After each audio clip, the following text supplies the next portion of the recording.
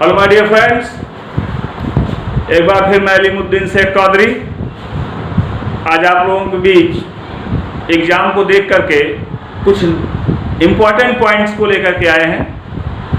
और इससे पहले मैं आप सभी से एक बार फिर कहना चाहूँगा कि जिन लोगों ने मेरे इस चैनल को अभी अब तक सब्सक्राइब न किया हो वह मेरे चैनल अलीमुद्दीन शेख कादरी, ये हमारा यूट्यूब का चैनल है अलीमुद्दीन शेख कादरी। हमारे इस YouTube के चैनल को आप सब्सक्राइब कर लीजिएगा। और आइए चलते हैं, हम आगे देखते हैं आज का जो है हमारा पॉइंट जो हम आज बताने चल रहे हैं। My dear friends, maximum way में आपसे क्वेश्चन राइज किया जाता है what are a photoperiodism, what are a photoperiodism. Right now what are a photoperiodism? Photoperiodism means there is Hindi meaning दीप्तिकालिता, photoperiodism. And second points, those we have discussed to after the photo period is vernalization, basantikaran. We have discussed the first point, what are a photo period is. Our first question and first point is what are a photo period is. My dear friends, the photo period is given by, there are two scientists, Garner and Allard. Scientist Garner and Allard in 1920. Which year?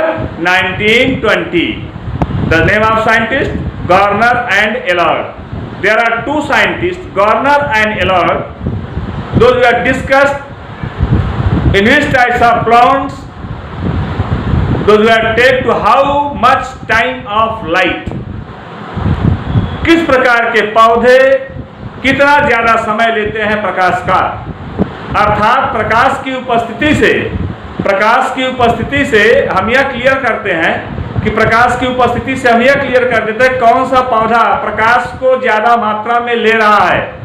तो प्रकाश का पौधा कौन सा ज्यादा मात्रा में, जो पौधे सभी जितने भी पौधे हैं सारे के सारे पौधों को अपना भोजन बनाने के लिए, फूड फॉर्मेशन करने के लिए लाइट की आवश्यकता होती है, यह हम सभी जानते हैं। तो माय डियर फ्रेंड्स, आज हम यह देखेंगे कि किस पौधे को कितना ज्यादा प्रकाश की आवश्यकता होती है और किस पौधे को कितने कम प्रकाश की आवश्यकता होती है। आइए देखते हैं। तो जो दीप्तिकालिता का अर्थ होता है कि पौधे की वह अवस्था जो प्रकाश के क्षमता के ऊपर निर्भर करती है, अर्थात there are two categories of plants. First short day plant, short day plant, SDP, short day plant, and second LDP, long day plant. Note कर लीजिएगा फुल फॉर्म इसका। short day plant, long day plant माने पौधों की प्रकृति मैंने बताया, प्रकाश के अनुसार मैंने दो भागों में बांट दिया। प्रकाश की प्रकृति के आधार पर मैंने पौधों को दो भागों में बांट दिया। एक तो मैंने वह बताया कि जिसमें यह क्लियर हो गया कि ये कम समय लेते हैं, प्रकाश की इनको कम मात्रा की आवश्यकता होती है। दूसरा मैंने बताया कि ऐसे पौधे होते हैं जिनको प्रकाश की ज्यादा मात्रा की आवश्यकता होती है। तो माय डियर फ्रेंड्स, आइए एक बार फिर से देखते हैं कि यहाँ पर मैंने कुछ पौधों के नाम लिखे हैं, जैसे जैंथियम, जैंथियम और जैंथियम, यूनोजैंथियम जिसको आप लटजीरा बोलते हो, चोर जिसको कहते हैं लटजीरा। आप कहीं पर जाते हैं तो तेजी के साथ पूरे पैंट में आपके या पूरे जो है जहां पर भी हाथ लगाते हैं, फुल शर्ट आप पहने वगैरह होते हैं तो शर्ट में पूरी तरह से एक लाइन से चिपक जाते हैं, बहुत ही छोटे छोटे। लटजीरा बोला, जैंथियम बोला जाता है उसको, जैंथियम कैटेगरी का प्लांट यह है 15.5 आवर्स, क्रिटिकल क्रांतिक मान इसका है क्या, शॉर्ट डे प्लांट, माने क्रांतिक मान इसका शॉर्ट डे प्लांट का है 15.5 आवर्स। मीन्स इसका मतलब हो गया कि 15.5 घंटे एक क्रिटिकल टाइम है, अधिक से अधिक इसका समय, क्रांतिक मान है इसका। और उसी स्थान पर देखिएगा टोबैको मीन्स तंबाकू, टोबैको 13 to 14 आवर्स से कम प्रकाश, इसको जो है 13 से लेकर के 14 घंटे से कम प्रकाश की आवश्यकता। और भी आइएगा, मिनिमम लाइट 10 to 11 आवर्स से अधिक अंधकार चाहिए इनको, 10 to 11 आवर्स से अधिक अंधकार की आवश्यकता होती है। तो माय डियर फ्रेंड्स, इस बात का ध्यान रखिएगा, इस कैटेगरी में एसडीपी में शॉर्ट डे प्लांट में तंबाकू है, सोयाबीन है, गुलदाउदी है। गुलदाउदी ये जो है ऑर्नामेंटल प्लांट है और फ्लावरिंग प्लांट है, जिसको हम जो है सजावटी पौधे के रूप में भी यूज में लाते हैं और इससे मेडिसिन भी बनाई जाती है। मेडिसिनियल प्लांट भी है ये, और दूसरा ऑर्नामेंटल प्लांट भी है। आसानी पूर्वक इससे हम जो है मेडिसिन के रूप में भी यूज कर लेते हैं और सजावट के लिए गुलदाउदी फूल है, फ्लावर है। ये कई कैटेगरी के फ्लावर होते हैं। तो ये सारे के सारे पौधे जो आपने देखा ये सॉइल डे प्लांट है। सॉइल डे प्लांट का मतलब हो गया वे पौधे जिनको प्रकाश की कम मात्रा की आवश्यकता होती है, अर्थात इनको अंधकार अधिक चाहिए, प्रकाश कम। सॉइल डे प्लांट, ध्यान दीजिएगा, सॉइल डे प्लांट मीन्स इसको हम कहते हैं कि अगर दीर्घकालिकता के आधार पर तो अल्प प्रकाशवादी पौधे मीन्स अल्प प्रदीप्तिकाली पौधे। अल्प माने कम, प्रदीप्तिकाली मतलब होता है जिनको प्रकाश दिया जाए कम मात्रा में, प्रकाश वाले पौधे, अर्थात ऐसे पौधे जिनको कम मात्रा में प्रकाश की आवश्यकता होती है। तो उसका नाम मैंने बताया आपको। सेकेंड पॉइंट मैंने दिया है LDP, long day plant. Long day plant की मीनिंग मतलब अभी इसका मतलब होता है कि इनमें 11 आवर से अधिक प्रकाश, कम से कम इसको 11 घंटे से ज्यादा प्रकाश की आवश्यकता होती है। तो अगर इस ऐसे पौधे जिनको 11 घंटे से अधिक प्रकाश की आवश्यकता होती है, तो माय डियर फ्रेंड अंधकार कितना चाहिए? 13 आवर से अधिक अंधकार की आवश्यकता होती है, जैसे चुकंदर और मूली। इसीलिए चुकंदर और मूली या जो प्लांट आप देख रहे हैं, जो टोबैको है, सोयाबीन है, गुलदाउदी है, ऐसे पौधों को ये सीजनल वाइज, सीजन के आधार पर इनको ग्रोइंग किया जाता है, इनको लगाया जाता है, इनको उगाया जाता है। इसीलिए हम देखिए ना, अभी आपको बताएं, आप एनी टाइम पैडी की क्रॉपिंग नहीं कर सकते। धान की क्रॉपिंग अगर आज चाहे तो हर समय करना चाहे तो नहीं कर सकते, उसका एक सीजन होता है। अगर आप गेहूं की क्रॉपिंग मई जून में करना चाहेंगे तो हो जाएगी? नहीं, बिल्कुल नहीं। पर नवंबर दिसंबर से उसकी क्रॉपिंग शुरू होती है, मई जून में तो हार्वेस्टिंग में आ जाता है वो। तो सारे के सारे पौधों का अपना एक लिमिट टाइम ऑफ ड्यूरेशन होता है और टाइम ऑफ पीरियड होता है, और उनका एक लिमिट सीजन होता है। किस सीजन में किस पौधे को लगाया जाए, किस सीजन में किस पौधे को ग्रो कराया जाए, और उनसे अधिक से अधिक आपको जो है उपज मिल सके, अधिक से अधिक ग्रेन मिल सके। मैंने बताया आपको, एक गुड फार्मर, एक अच्छा किसान वह होता है जिसके विषय मैंने आपको बताया। एक अच्छे किसान की पहचान होती है कि कम से कम खेती में ज्यादा से ज्यादा पैदावार कर ले, हो कम से कम फील्ड में ज्यादा से ज्यादा पैदावार करे, अर्थात कम से कम खेती का मतलब हो गया जिसमें उसको 60 फील्ड हो और अर्निंग उसकी ज्यादा से ज्यादा हो, पैसा वो ज्यादा से ज्यादा कमाए। तो यह होता है। आइए देखते हैं डे न्यूट्रल प्लांट। आगे day neutral plant, my dear friends, day neutral plant बोला जाता है दिवस निरपेक्ष पौधे। डे न्यूट्रल प्लांट है दिवस निरपेक्ष पौधे, अर्थात ऐसे पौधों में कितने टाइम लाइट की आवश्यकता होती है, कितने टाइम डे जो है लाइट मींस प्रकाश, कितने टाइम इनको लाइट की आवश्यकता होती है, कितने टाइम इनको अंधकार की आवश्यकता होती है, यह इन पर मुख्यतः निर्भर नहीं करता है। तो आइए देखते हैं, जैसे टमाटर हो गया, टोमेटो, और सनफ्लावर, सूरजमुखी, कपास हो गया, स्वीट पी, मटर, मैज, मक्का। तो टमाटर है, सूरजमुखी है, कपास है, मटर है, मक्का है। ऐसे पौधों के लिए प्रकाश की मात्रा की विशेष आवश्यकता नहीं होती है। तो माय डियर फ्रेंड्स, मैं फिर एक बार आपसे बताना चाह रहा हूं, आप लोग ध्यान दीजिएगा कि ऐसे पौधों को माने एसडीपी और एलडीपी दो प्रकार में बांट दिया है, जिसको शॉर्ट डे प्लांट बोला गया, उसको लॉन्ग डे प्लांट बोला गया। शॉर्ट डे मींस दिन का समय, प्रकाश की समय, प्रकाश अवधि इनको कम होनी चाहिए, अर्थात ऐसे सीजन इनको जो ग्रो कर, जैसे आप देखेंगे विंटर सीजन में, सर्दी के महीने में आप देखिए, समर सीजन मैंने भी करा, विंटर सीजन कर रहा हूं, सर्दी के महीने में दिन छोटा होता है, रातें बड़ी होती हैं। तो ऐसे सीजन में इस प्रकार के पौधों को आसानी से उगाया जा सकता है। और सेकंड मैंने बताया लॉन्ग डे प्लांट, जिसमें दिन लंबा होता हो, रात छोटी होती हो। दिन लंबा होता है, रात छोटी हो। जब दिन लंबा होने का अर्थ यह हो गया, दिन लंबा होने का सीधा सा अर्थ यह हो गया कि आप देखेंगे कि उनको प्रकाश की ज्यादा मात्रा की आवश्यकता होगी।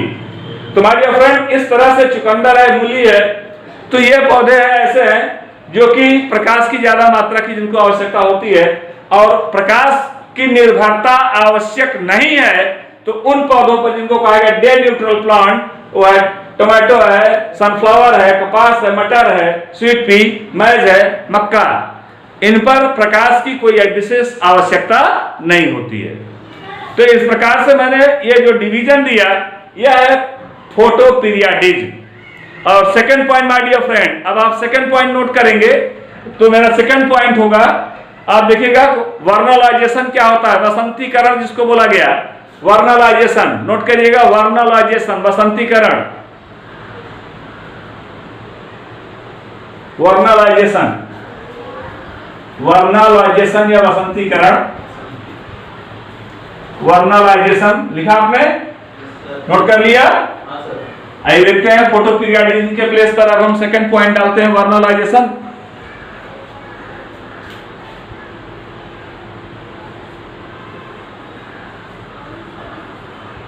वर्नलाइजेशन, वर्नलाइजेशन VERNALIZATION,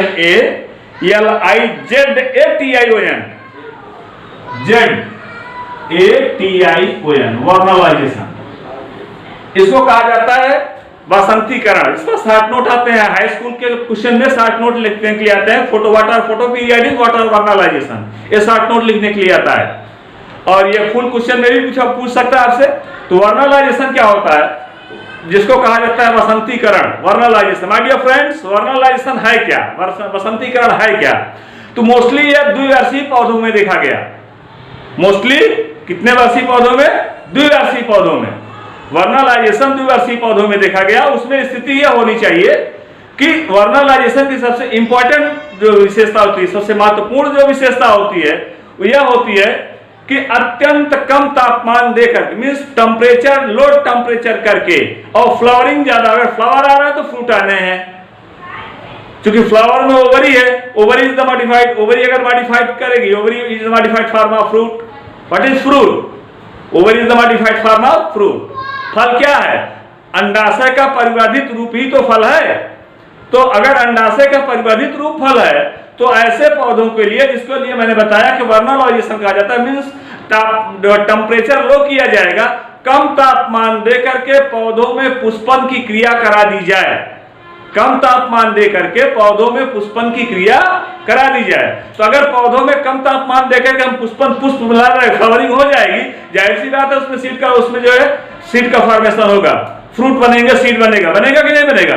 तो कम तापमान देकर के जो है हम ज्यादा से ज्यादा जो है ऐसे प्लांट्स को प्राप्त कर सकते हैं और समय से उनकी क्रॉपिंग आसानी पूर्वक कर सकते हैं। लेकिन ध्यान रहे इसके लिए जो है आपको, जैसे गर्मी वाले सीजन के पौधे हैं, अगर आप उनको ठंडी में ग्रो कराना चाह रहे हैं, या ठंडी वाले सीजन के पौधे हैं उनको आप गर्मी में ग्रो कराना चाह रहे हैं, तो ठंडी के सीजन का पौधे को क्या चाहिए? ठंडी के सीजन का पौधा है उसको कम टेम्परेचर चाहिए, कम टेम्परेचर चाहिए कि नहीं?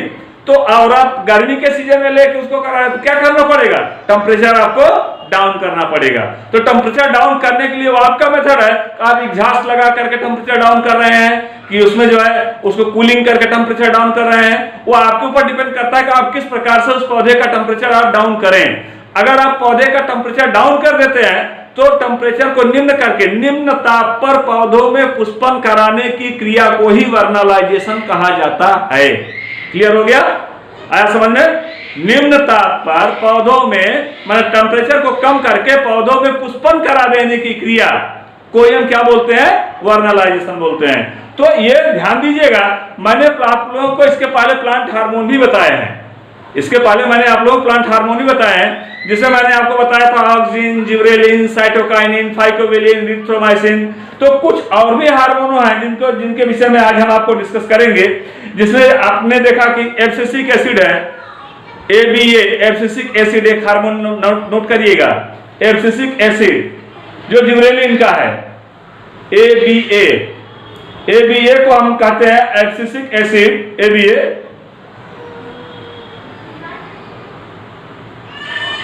इनमें आप देखेंगे कि पौधों में की 3 अवस्थाओं में एब्सिसिक एसिड को देखा जाता है। पहली अवस्था वह होती है जब पौधों में अंकुरण आता है, पौधों में अंकुरण की अवस्था होती है, तब यह देखा गया।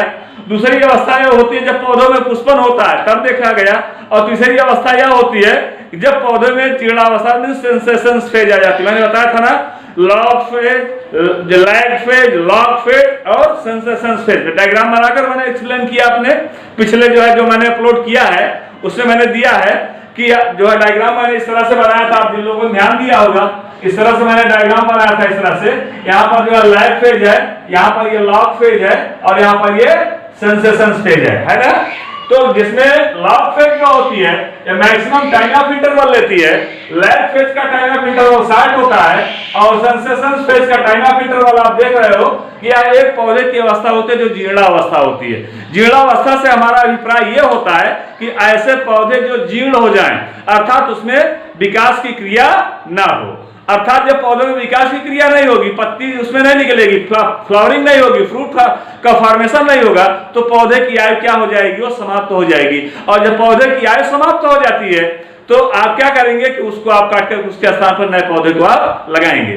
तो वह पौधे की अवस्था जो अपनी जीर्णता को प्राप्त कर चुका हो, पौधे की वह अवस्था जो अपनी जीर्णता को प्राप्त कर चुका हो, उसको कहा जाता है सेंसेशन फेज, जीर्णावस्था। तो ये कंडीशन होती है। और इसमें मैंने आपको कई हार्मोनों के नाम के विषय में भी बताया था। तो आप देखेंगे कि इसमें जो है विशेष करके जो है IAA इंडोल एस्टिक एसिड भी है, IAA इंडोल एस्टिक एसिड और एब्सिसिक एसिड, इन टॉपिकों को मैंने एक्सप्लेन किया है। इंडोल एस्टिक एसिड है, IAA और ABA एब्सिसिक एसिड, ये ऐसे टॉपिक हैं, ऐसे हार्मोन हैं। और इसके विषय मैंने और भी हार्मोन को बताया था। फाइकोबिलिन लिख लीजिएगा, फाइकोबिलिन, इरिथ्रोमाइसिन, पहले फाइकोबिलिन लिखिएगा और दूसरा एथिलीन लिख लीजिएगा, एथिलीन। ये प्राकृतिक नेचुरल हार्मोन है, एथिलीन ये नेचुरल हार्मोन है, प्रकृति द्वारा प्रदत्त हार्मोन है, ये नेचुरल हार्मोन की श्रेणी में आता है। तो इस तरह से आपने देखा कि ये जो आपको ये क्या हार्मोनों का कार्य है। इन हार्मोनों का मुख्य कार्य ये होता है कि ये जो है ये पौधों में पुष्पन की क्रिया को समय से पहले ला देते हैं। तो आपने वर्नलाइजेशन के प्रोसेस में देखा और एक्सप्लेन मैंने किया अभी कि जो कम ताप पर, लो टेम्परेचर पर आपको ज्यादा से ज्यादा जो है वो फल को प्राप्त करा दें। अर्थात अगर आप इसको अदर टाइम ऑफ पीरियड में प्राप्त करना चाहते हैं, दूसरे समय अंतराल में आप इसको प्राप्त करना चाहते हैं, तो जाहिर सी बात है अगर दूसरे समय काल में आप प्राप्त करना चाहेंगे तो ये प्राप्त तो होंगे, परंतु उसके लिए जो है समय की मात्रा जो है वो कम देनी पड़ेगी। क्लियर हो गया? तो इस तरह से आपने देखा। अब थोड़ा सा और भी एक्स्ट्रा पॉइंट में बताने चल रहा हूं, देख लीजिएगा ध्यान से। तो जो हमारा एक्स्ट्रा पॉइंट है, आप देखिए कि मैंने इसके कुछ पौधों के विषय में, असेक्सुअल रिप्रोडक्शन के विषय में बताया था माय डियर फ्रेंड्स।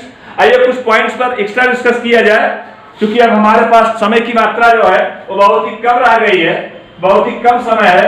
और यहाँ पर अब हम चल रहे हैं अपने नेक्स्ट पॉइंट को लेकर के। नेक्स्ट पॉइंट में आइए देखते हैं कि एसेक्सुअल रिप्रोडक्शन के केस में मैं चल रहा हूं। एसेक्सुअल रिप्रोडक्शन के केस में मैं चल रहा हूं, क्योंकि सेक्सुअल रिप्रोडक्शन ये कई बार बताया जा चुका है। और एसेक्सुअल रिप्रोडक्शन ध्यान दीजिएगा कि 11 टाइप्स ऑफ एसेक्सुअल रिप्रोडक्शन सिर्फ एल्गी में होता है। एल्गी में 11 टाइप्स मींस 11 प्रकार के एसेक्सुअल रिप्रोडक्शन होते हैं। अंडर कैटेगरीज ऑफ प्लांट को देखा जाए तो उसमें भी एसेक्सुअल रिप्रोडक्शन होता है। जैसे पहले हम अमीबा को लेते हैं, तो अमीबा में आपने एक टॉपिक देखा पढ़ा होगा, फिशन, पढ़ा है ना? फिशन, फिशन और फूजन दो पॉइंट होते हैं। फिशन मींस विखंडन, फूजन मींस जुड़ना। क्लियर है ना? तो टूटना और जुड़ना, फिशन और फूजन। क्लियर हो गया? तो इसमें फिशन जो होता है ये बाइनरी फिशन होता है। कौन सा फिशन होता है? बाइनरी फिशन होता है। Binary fission, you know what is this binary fission? Binary मतलब दो होता है। क्या होता है? दो। तो ऐसे अगर एक अमीबुला है, एक पूरा अमीबा है, इस तरह से एक पूरा अमीबा है, आप देख लिया। और यही अमीबा करता क्या है कि यहाँ से मिड कंस्ट्रक्शन बिगिन करेगा, मध्य से संकीर्ण प्रारंभ कर देता है। इस तरह देखिए मिड कंस्ट्रक्शन आया ना, इसमें इसका सबसे पहले न्यूक्लियस फ्लैट एंड होता है। इस तरह से न्यूक्लियस इसका चपटा होगा, ऐसे सेंटर से न्यूक्लियस चपटा हो जाएगा और फ्लैट हो जाएगा। और ये सेंटर से धीरे धीरे जैसे ऐसे ये बढ़ता जाएगा, ग्रुप बढ़ते जाएंगे, इनमें खांच बढ़ते जाएगा दोनों साइड से। ध्यान दीजिएगा, दोनों साइड से इसमें ग्रुप बढ़ता जा रहा है। और एक स्थिति ऐसी आ जाती है कि ये देखिएगा, जैसे से ये ग्रुप बढ़ रहा है वैसे वैसे न्यूक्लियस का भी ग्रुप बढ़ रहा है। तो एक स्थिति ऐसी आ जाती है कि जाकर क्या मिल जाते हैं। और आप देखते हैं कि इस प्रकार से यहाँ पर एक दूसरा और इस प्रकार से दूसरा, ये दोनों अमीबुला तैयार हो जाते हैं। ये दोनों अमीबुला तैयार हो जाते हैं। यहाँ भी एक बन गया, दूसरा यहाँ भी बन गया। तो ये दोनों जो अमीबुला तैयार हुए, ये दोनों जो अमीबुला तैयार हुए, इसमें आपने क्या देखा? इसमें आपने यह देखा कि यह बाइनरी फिशन है, द्विखंडन है। क्या है? द्विखंडन है, अर्थात एक से दो का बनना। ठीक इसी प्रकार से आपने जो है पैरामीशियम में देख लीजिए, पैरामीशियम में भी क्या होता है? बाइनरी फिशन होता है। पैरामीशियम में भी बाइनरी फिशन होता है। तो पैरामीशियम में बाइनरी फिशन को अगर आप देख रहे हैं तो आइए देखते हैं। पैरामीशियम जो है, आपने सिंपल सा स्ट्रक्चर देखा और रीड किया, पढ़ा इसको पैरामीशियम के विषय में। तो आप देखिए कि ये जो है पैरामीशियम का मैं फिगर बना रहा हूं, ध्यान से देखिएगा आप लोग। पैरामीशियम के विषय में मैं आपको बताने चल रहा हूं। यहां पर पैरामीशियम है इस तरह से, ये देखिएगा पैरामीशियम पर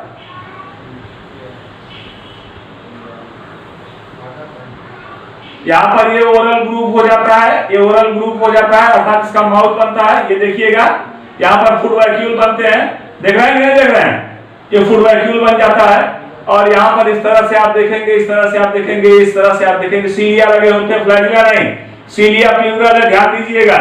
और ये सीलिया की साइड जो होती है ये लंबी होती जाएगी। ये कॉटल सीलिया होते हैं जो लंबे लंबे हैं, इनको कॉटल सीलिया बोला जाता है।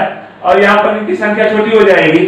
तो यहाँ पर ये जो फिशन होता है, इनमें जो विखंडन की क्रिया होती है, इनमें जो विखंडन की क्रिया होती है, ये देखिएगा इस तरह से पैरामीशियम ये डायरेक्टली जो है अपना जस्ट डबल बना लेते हैं, ऊपर से मिड से ऐसे जो है ये सेंटर से डिवाइड हो जाते हैं, सेंटर से डिवाइड हो जाते हैं। एक डिवाइड हो जाएगा तो अपने ही जैसा एक दूसरा प्रतिरूप बना लेगा, ठीक अपने ही जैसा एक दूसरा प्रतिरूप बना लेगा, ये ठीक अपने ही जैसा एक दूसरा प्रतिरूप बना लेगा। इस तरह से ऐसे ये बना लिया, यहाँ पर भी आप देखेंगे इस तरह से ऐसे बना लिया है।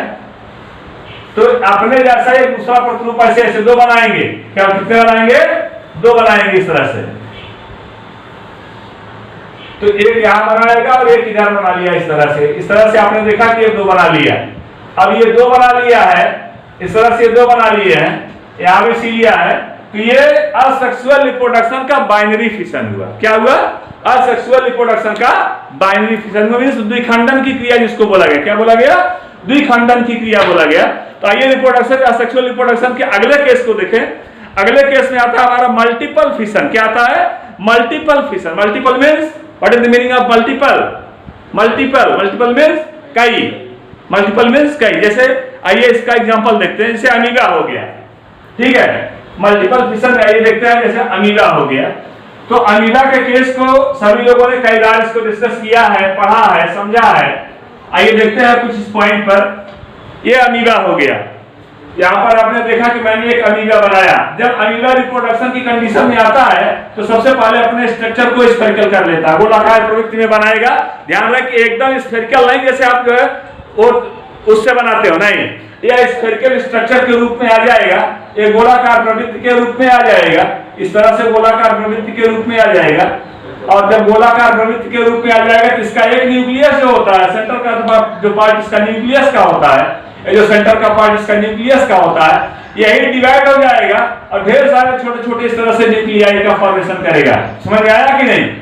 ढेर सारे, और जितने न्यूक्लियस बने सारे न्यूक्लियस इसके जो है जीवद्रव्य को डिवाइड कर लेते हैं, बांट लेते हैं इस तरह से। जितने भी न्यूक्लियस बने सारे न्यूक्लियसों में जीवद्रव्य को इस तरह से बांट लिया। हुआ कि नहीं? अब ये कंप्लीट न्यूक्लियस नहीं रह गया, यहाँ भी इस तरह से आ जाते हैं। तो आपने देखा कि जैसे जैसे अपने साइज में इन्वॉल्वमेंट करते हैं, जैसे जैसे इनकी साइज डेवलप करती जाती है, तो ये करते क्या है कि ये बढ़ेंगे अपने साइज में, बढ़ेंगे ना, ये बढ़ेंगे तो इस वाल को रप्चर कर देंगे, तोड़ देंगे। जब ये वाल रप्चर हो जाएगी, टूट जाएगी, तो आप देखिएगा कि पूरी तरह से जितने भी मल्टीपल मींस कई, अब यहाँ पर ये कई अमीबा एक साथ बाहर निकले, कई अमीबा एक साथ बाहर निकले और इस तरह से निकल करके आप देख रहे हैं किस तरह से निकल करके अपने शेप को चेंज करके लोकोमोशन की स्थिति में आ रहे हैं। सभी कई अमीबा एक साथ निकल करके लोकोमोशन की स्थिति में इस तरह से चले आए। तो आपने यहाँ पे देखा, ये जो फॉर्मेशन देखा आपने, ये जो फॉर्मेशन देख रहे हैं इसको अमीबुला फॉर्मेशन बोला गया। जितने भी बने सब अमीबुला है इसमें। तो आपने देखा कि जो है एक बार में चार नहीं निकले, एक बार में जितने न्यूक्लियस का डिवीजन इसमें होगा, ध्यान दीजिएगा, जितने न्यूक्लियस रहेंगे और सारे के सारे न्यूक्लियस अपने चारों तरफ जीवद्रव्य की थोड़ी थोड़ी मात्रा को लेते हैं, इस बात का ध्यान रखिएगा। सारे के सारे न्यूक्लियस जो होते हैं वो अपने चारों तरफ जीवद्रव्य की थोड़ी थोड़ी मात्रा को ले लेते हैं और ले करके एक नए जो अमीबा में कन्वर्ट हो जाते हैं। तो ये मल्टीपल में आया, किस में आया? मल्टीपल फिशन में आया। तो इसको हम बोलते हैं मल्टीपल फिशन। समझ आ गया ये? तो मल्टीपल फिशन ध्यान दीजिएगा, ये ड्यूरिंग फेवरेबल कंडीशन में होता है। और ऐसे जब फेवरेबल कंडीशन हो और प्लांट को या अमीबा को यह है कि आगे के आने वाला सीजन जो होगा वो हमारे डिसफेवरेबल होगा। क्या होगा? डिसफेवरेबल होगा। ऐसी कंडीशन में मल्टीपल फिशन कर जाता है। और मैंने कहा ना अमीबा में अमरत्व होता है, इस कथन की पुष्टि कीजिए। क्वेश्चन मैंने राइज किया, अमीबा में अमरत्व, अमीबा कभी मरता नहीं, इस कथन की पुष्टि कीजिए। भाई जब उसको मरने का समय आया तो ऐसी कंडीशन में ये सैकड़ों जो है पैदा कर दिए। तो अमीबा मरा तो सैकड़ों तो पैदा कर दिए, मरा कहां से? तो अमीबा में क्या होता है? अमरत्व तो मरता नहीं। जब उसकी कंडीशन मरने की होती है पता चला वो सैकड़ों पैदा कर दिया। तो इस तरह से आपने देखा कि कई इसमें अमीबा बन जाते हैं। और अगला पॉइंट आप देखिए जिसको मैं बताने चल रहा हूं कि जिसको आप सभी लोग सिंपली जानते हैं, फ्रेगमेंटेशन। फ्रेगमेंटेशन होता है, फ्रेगमेंटेशन का मतलब होता है खंडन, जिसको बोला गया। क्या बोला गया? खंडन बोला गया। फ्रेगमेंट, जैसे आप लोग कंद देखे, शकरकंद ना, कंद देखे है ना, तो ये जो कंद होती है इसमें जो इसका जो स्टेम है आप लोग देखे होंगे, इसके स्टेम को ऐसे पार्ट वाइज काट दिया जाता है। काट दिया जाता है तो लंबे से स्टेम को ऐसे आपने पार्ट वाइज काट दिया। अब इसको आपने 2 पार्ट में काट दिया, 3 पार्ट में आपने इसको काट दिया। इस तरह से आपने इसको काटा, क्लियर हो गया? जब आपने इसको काट दिया तो काटने के बाद बीच में इसको मिट्टी से दबा दीजिए, सॉइल से यहाँ पर दबा दीजिए। इसका क्या, किससे दबाया आपने? सॉइल से, मिट्टी से आपने इसको दबाया। यहाँ सॉइल से आपने इसको दबा दिया। जब आपने मिट्टी से इसको दबा दिया तो यहाँ पर ये कट गया है और यहाँ पर ये कट गया है। अब यहाँ से धीरे धीरे धीरे धीरे इस तरह से देखिए, यहाँ से आप देखेंगे इस तरह से ये पत्तियों का निर्माण शुरू हो जाएगा, क्योंकि यहाँ से रूट्स का फॉर्मेशन स्टार्ट हो जाएगा। और इसमें एडवेंशियस रूट्स होती हैं। यही रूट जो होती हैं फूड मटेरियल को स्टोर कर लेती है। रूट क्या करती है? फूड मटेरियल को स्टोर कर लेती हैं। यही रूट फूड मटेरियल को स्टोर करके आप देखेंगे इस तरह से बड़ी बड़ी जो है आपको इस तरह से देखेंगे। यहाँ देखिए आप ध्यान से, यहाँ पर यही रूट है जो फूड को स्टोर करके, देख रहे हैं आप, यही है रूट्स जो फूड को स्टोर करके इस तरह से एक साथ जो है जितना आपने दबाया था मिट्टी में, उसको डुबोया था मिट्टी के अंदर, इसको आपने प्रेस कर दिया था, दबा दिया था, और वहां से आप देख रहे हैं कि इसमें से जड़ें, पतली वाली जड़ें भी निकल रही हैं और ये फूड को स्टोर करके काफी ज्यादा मात्रा में बन गए कि नहीं? यह प्रोसेस क्या बोला गया? यह फ्रेगमेंटेशन। खंड जैसे इसमें बन रहा है वैसे इसमें भी तो बनेगा। क्लियर हो गया कि नहीं? जैसे इसमें बन रहा है वैसे इसमें बनेगा। इस तरह से ऐसे ऐसे बन गए, इसमें भी। समझ में आया कि नहीं? तो इस तरह से आपने देखा कि ये प्रोसेस जो है कहा जाता है फ्रेगमेंटेशन। क्या बोला जाता है? फ्रेगमेंटेशन। तो ये सिंपल सा मेथड होता है। अगला मेथड देखिए, बडिंग। बड मींस कलिका होता है, बडिंग, कलिका। अब आप देखिए कलिका मेथड क्या होता है। जैसे मैं एक एग्जांपल ले रहा हूं हाइड्रा का। किसका? हाइड्रा का एग्जांपल ले रहा हूं। अब ये हाइड्रा जो होता है, ध्यान दीजिएगा, ये बड मींस कलिका होता है। हाइड्रा का एग्जांपल मैं ले रहा हूं, हाइड्रा है। हाइड्रा इस तरह से आपने देखा होगा, हाइड्रा की बॉडी को आसानी पूर्वक आपने देखा होगा इस तरह से। यहां पर इसका ओवरऑल माउथ होता है इस तरह से। ये उसमें बड़का फॉर्मेशन हो गया, उसके बाद ये बेस हो गया। बेस पर ये रबल लगे होते हैं और ये किसी सबस्ट्रेटम से अटैच होता है। यहाँ पर इसमें इस तरह से आपने देखा कि इस तरह से निकले हुए होते हैं, इस तरह से। सारे फिगर हम अपलोड करेंगे अपने जो है इसमें। और ये हाइड्रा आपने देखा, यहाँ पर ये जो कलिकाएं बन रही है, अब ये बड मींस कलिका। क्या बनी है? बड। बड मींस कलिका, बड मींस कलिका बन गई बड ना। अब ये बड जो जब ये मैच्योर करेगा, परिपक्व होगा, तो ऐसी कंडीशन में बड यहाँ से टूट जाएगी। क्या करेगी? टूट जाएगी। और ये टूट करके यही बार अलग हो जाती है। अलग होकर के फिर से जो है इस तरह से आप देखेंगे कि इस तरह से जो है ये टूट करके अलग से, इस तरह से अलग से जो है एक नया प्लांट जो है एनिमल्स में कन्वर्ट हो जाए। इस तरह से एक नया जीव बना लेगा, है ना। तो ये बडिंग के द्वारा हुआ, कलिकाओं के द्वारा हुआ। तो यही बडिंग आप देखिए कि सिर्फ हाइड्रा में ही नहीं होती, एक और जो है छोटा सा हम प्लांट लेते हैं जिसे ईस्ट, खमीर बोलते हैं, ईस्ट। आइए ईस्ट में देखा जाए, ईस्ट का एग्जांपल लेते हैं और ईस्ट में आपको एक्सप्लेन करके बताते हैं। ईस्ट में देखिएगा, ईस्ट, YEAST, ईस्ट। ईस्ट में देखिएगा ये ईस्ट का एक पौधा होता है, देखने में तो देख रहे हैं ना, सिंपल दिखाई दे रहा है। जब इसमें परिपक्वन की अवस्था आती है, मेच्योरिटी की कंडीशन आती है, जब इसमें मेच्योरिटी की कंडीशन आती है, जब ये मेच्योर करता है, तो मेच्योर करने पर इसमें जो है बढ़ता क्या है, मेच्योर होने पर यहाँ पर इसमें छोटे छोटे ऐसे बड निकलते हैं। क्या निकलते हैं, समझ में आ रहा है नहीं? देख रहे हो आप, ऐसे निकल रहा है, बड निकल रहे हैं, समझ में आ रहा है नहीं समझ में आ रहा? ये देखिए ऐसे बड निकल, जैसे नागफनी देख रहे हैं ना, लेकिन नागफनी नहीं है ये ईस्ट का पौधा है। क्या है ये?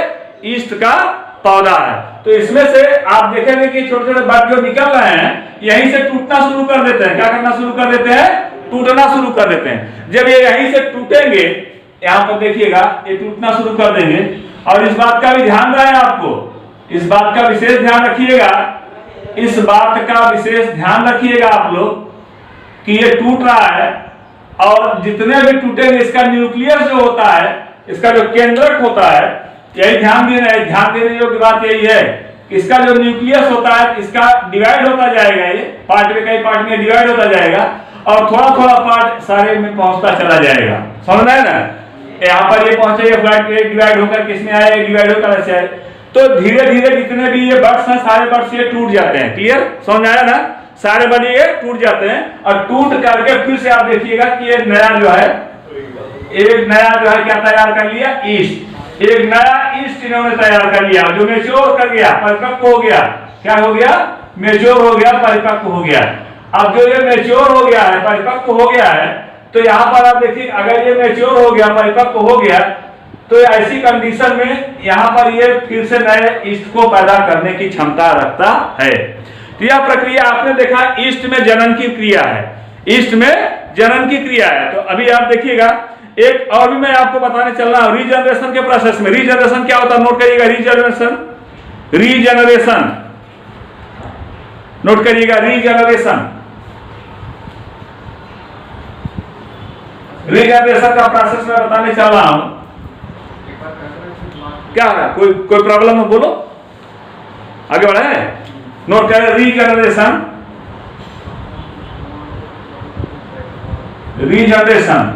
जिसका मतलब होता है पुनरुद्भवन, रीजनरेशन। जैसे सपोज करो, आप मान लो, कल्पना करो कि आपके इसी हाथ को काट दिया गया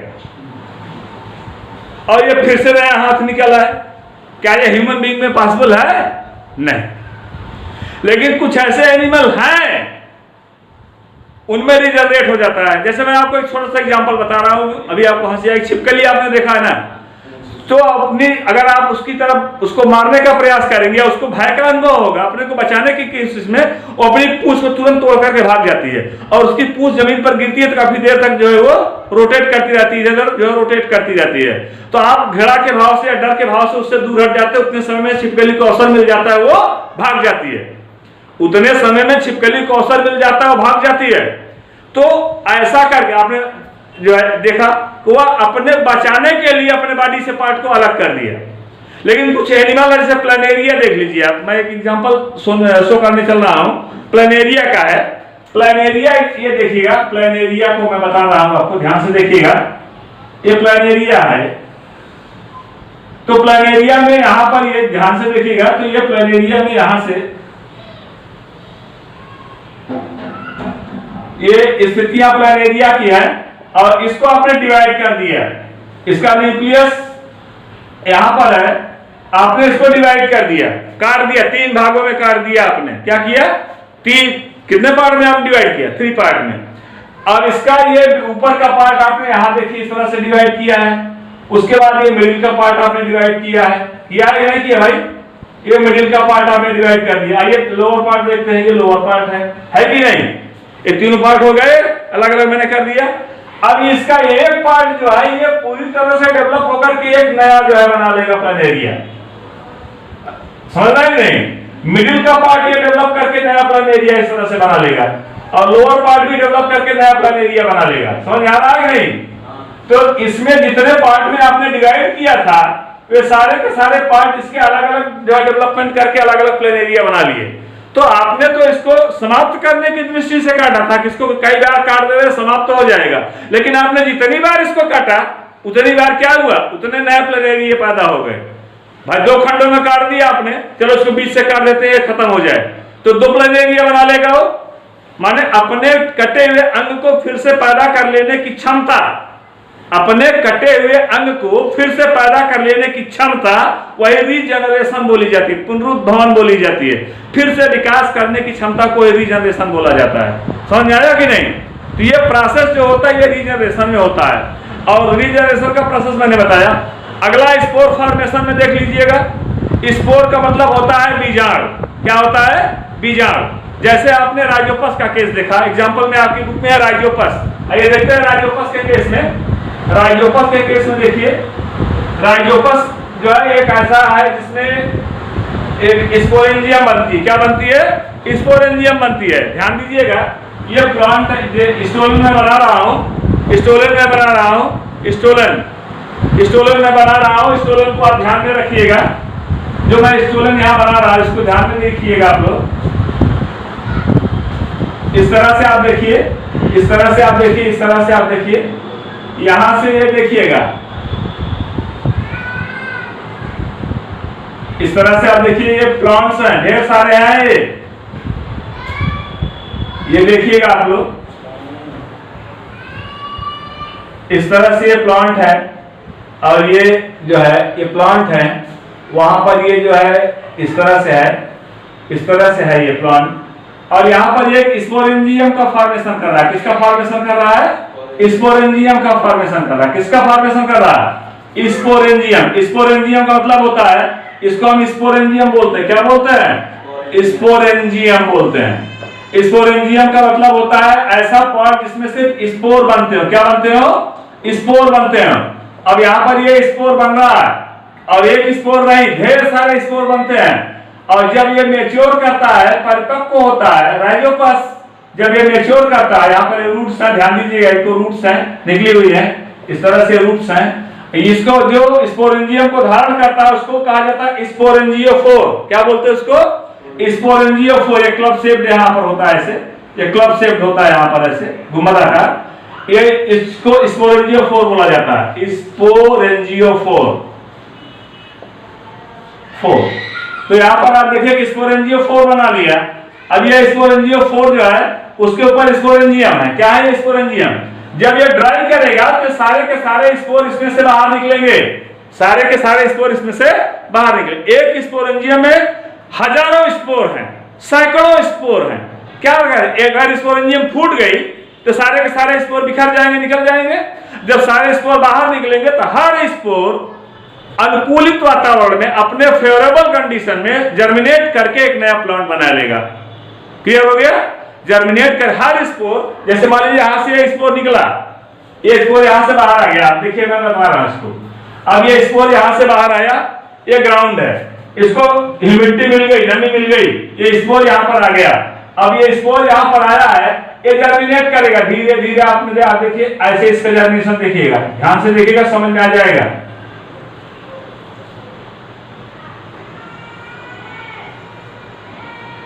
ये सबसे पहले स्टोलन बना रहा है। क्या बना रहा है? स्टोलन। ऐसे जर्मिनेशन स्टार्ट हो गया कि नहीं? ऐसे जर्मिनेट करेगा, जर्मिनेट करके स्टोलन बनाएगा। स्टोलन बनाने के बाद फिर इसमें से ये प्लांट का डेवलप है, स्पोरेंजियोफोर का डेवलपमेंट होता है। इस तरह से स्पोरेंजियोफोर का डेवलपमेंट होता है। फिर ये जैसे अपने पेरेंट्स के लाइफ के फिर से डेवलप कर जाएगा, बड़ा हो जाएगा। तो इस तरह से जितने स्पोर इससे निकलेंगे, सारे के सारे स्पोर नए नए स्पोरेंजियम के फॉर्मेट, जो जितने स्पोर निकलेंगे सारे के सारे स्पोर कंडीशन फेवरेबल होने पर जर्मिनेट करेंगे, जर्मिनेट करके नया प्लांट बना देंगे। समझ आ गया कि नहीं? तो ये मैंने अभी आपको बताया कि स्पोरेंजियम या स्पोर फॉर्मेशन के मेथड से।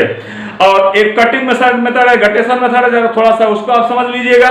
कभी कभी कुछ पौधे की जड़, कुछ पौधे की टहनियां जो है लचीली होती हैं, तो उनसे आप नए पौधे को प्राप्त करना चाहते हैं, जरा सा ध्यान दीजिएगा तो समझ में आ जाएगा आपके।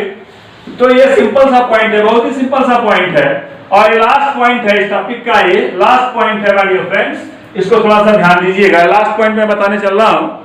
जैसे ये देखिएगा, ये प्लांट हो गया। क्या हो गया? ये प्लांट हो गया, ये डेवलपिंग प्लांट हो गया, रूट्स हो गई इसकी, ये रूट हो गई इसकी।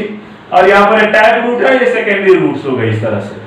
और यहाँ पर ये देखिएगा इसमें से जो ब्रांचेस निकली है ऐसे कर दिया, ये शाखाएं निकली जिसको हमने इस तरह से फोल्ड कर दिया है और यहाँ पर ये क्लिपिंग कर दिया, 2 क्लिप लगा दिया, उसको मिट्टी से दबा दिया, एक क्लिप लगा दिया 2 और इसको मिट्टी से दबा दिया, सॉइल से इसको क्या किया मैंने दबा दिया, मिट्टी से इसको दबा दिया मैंने। अब यहाँ से रूट्स निकल रही है, क्या निकल रही है रूट्स। अब फिर जब यहाँ से रूट्स निकलेंगी तो यहाँ से इसमें लीव्स का फॉर्मेशन, रूट निकलेंगी तो फुट फॉर्मेशन करेंगी, समझ में आया कि नहीं। इस तरह से आप क्या देख रहे हो, इस तरह से आप देख रहे हो कि यहाँ पर जैसे जैसे निकल रहे हैं, इस तरह से आप देखिए कि जैसे जैसे यहाँ पर ये निकल रहे हैं उसी तरह से आप देखिएगा कि ये देखिए डेवलप कर रहा है कि नहीं कर रहा है। तो यहाँ से फिर पौधे के टांगों की शाखा को काट दिया जाता है। जब आप इसको काट करके यहाँ से ऐसे हटा देंगे और ये मिट्टी सहित ले जाकर के कहीं आप इसको आराम से इसका जो है रोपण कर सकते हैं। ये पूरा का पूरा पौधा आपने हटा दिया, समझ में आया ना। गटिंग मेथड बोला गया इसको, जो है कटिंग या कटिंग मेथड है, आपने कट किया, आपने इसको कट किया, कटिंग मेथड के थ्रू आपने इसको अलग कर दिया तो नया पौधा प्राप्त हो गया। तो भाई इस टॉपिक को और इस चैप्टर को, ये चैप्टर आपका समाप्त हुआ, ये टॉपिक आपका समाप्त हो गया, चैप्टर आपका पूरा समाप्त हो गया। तो मैं अलीमुद्दीन शेख कादरी अपने YouTube चैनल के माध्यम अलीमुद्दीन शेख कादरी के माध्यम से मैंने आपको जो है सारी व्याख्या, जो फोटो पीरियडिज्म क्या है, वर्नालाइजेशन क्या है, टाइप्स ऑफ एसेक्सुअल रिप्रोडक्शन में प्लांट्स में कैसे होते हैं, ये सारे मेथड मैंने अपने एक्सप्लेन किया है। तो आज के टॉपिक को मैं यहीं पर समाप्त करता हूँ। आप सभी से रिक्वेस्ट करता हूँ आप सभी लोग मेरे चैनल YouTube पर का मेरा जो चैनल है अलीमुद्दीन शेख कादरी, जिन लोगों ने इसको सब्सक्राइब ना किया हो सब्सक्राइब कर लेंगे। और इसी के साथ मैं आज का टॉपिक यहीं पर समाप्त करता हूँ और आप लोगों के साथ धन्यवाद।